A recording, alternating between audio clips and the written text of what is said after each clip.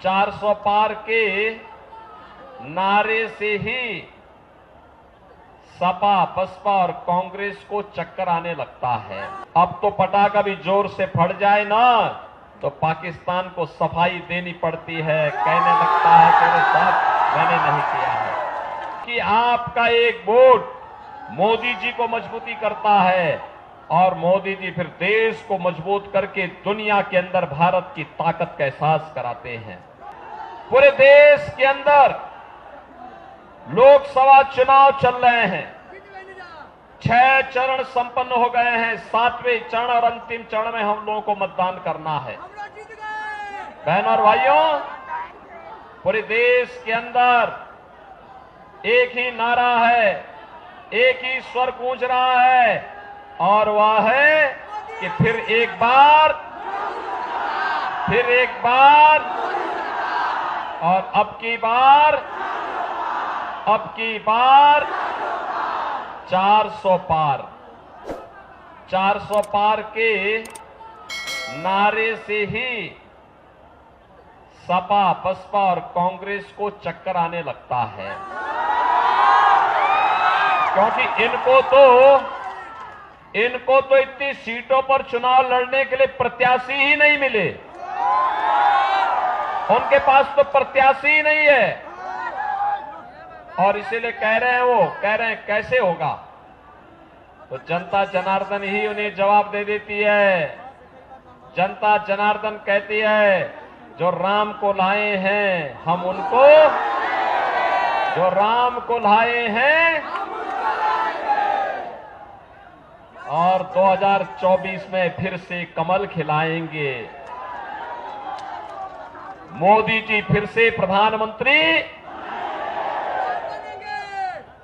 बहनों और भाइयों, यह आवाज जनता का स्नेह और प्यार मोदी जी के प्रति,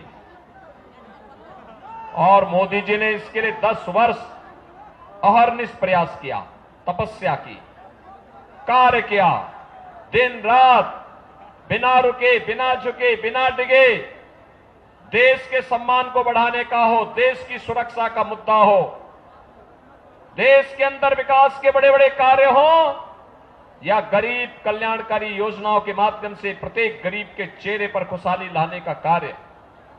आज आप देखते होंगे पहले आतंकी घटना घटित होती थी और आतंकी घटनाएं घटित होने के बाद जब हम कांग्रेस और समाजवादी पार्टी सरकार से कहते थे कि आतंकवादियों से निपटो, तो ये कहते थे आतंकवादी तो सीमा पार के हैं। बहनों और भाइयों, आज तो मोदी जी के नेतृत्व में आतंकवाद समाप्त, नक्सलवाद समाप्त। अब तो पटाखा भी जोर से फट जाए ना तो पाकिस्तान को सफाई देनी पड़ती है, कहने लगता है तेरे साथ मैंने नहीं किया है।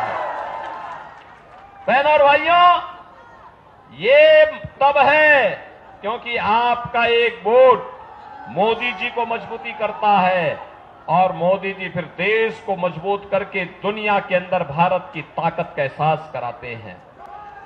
एक तरफ मोदी जी के नेतृत्व में भारत दुनिया के अंदर सम्मान प्राप्त कर रहा है, सुरक्षित हो रहा है, और दूसरी तरफ विकास के बड़े बड़े कार्य। देवरिया में भी मेडिकल कॉलेज बनेगा, एक सपना था, आज बाबा देवराहा के नाम पर मेडिकल कॉलेज बन करके प्रारंभ हो गया है। बहनों और भाइयों, पहले एम्स के लिए दिल्ली जाना होता था, आज गोरखपुर में एम्स की स्थापना हो गई है। पहले पानी के लिए सीजन में तरसना होता था, आज तो बहनों और भाइयों हर घर नल की योजना क्रियान्वित हो रही है। पहले इंसेफ्लाइटिस से मरीजों, नवजात बच्चों की मौतें होती थी, आज हमने जैसे माफिया समाप्त किए वैसे ही इंसेफ्लाइटिस की 9 की बीमारी को पूरी तरह समाप्त करके यहां के मासूमों को बचाने का काम भी किया है। बड़े बड़े कार्य हो रहे हैं, हाईवे बन रहे हैं, 2 लेन, 4 लेन, 6 लेन, 12 लेन के हाईवे, वंदे भारत, अमृत भारत और नमो भारत के नाम पे ट्रेन चल रही है। विकास के बड़े बड़े कार्य नए भारत की पहचान बन रहे हैं। और गरीबों के लिए याद करिए, ये समाजवादी पार्टी की सरकार थी, समाजवादी पार्टी की सरकार थी, गरीब भूख से मरता था, उपचार के भाव में दम तोड़ता था, रसोई गैस नहीं मिल पाती थी, गरीब बरसात में और सर्दी में ठिठुरने के लिए मजबूर होता था। आज बहनों और भाइयों, 80 करोड़ लोगों को भारत फ्री में राशन दे रहा है। 60 करोड़ लोगों को प्रतिवर्ष 5 लाख रुपए का मुफ्त में स्वास्थ्य का उपचार की सुविधा दे रही है। 12 करोड़ किसानों को किसान सम्मान निधि, 12 करोड़ घरों में शौचालय का निर्माण, 10 करोड़ गरीबों के घर में उज्ज्वला योजना का कनेक्शन और 4 करोड़ गरीबों के लिए प्रधानमंत्री मोदी जी ने आवास बनाए हैं।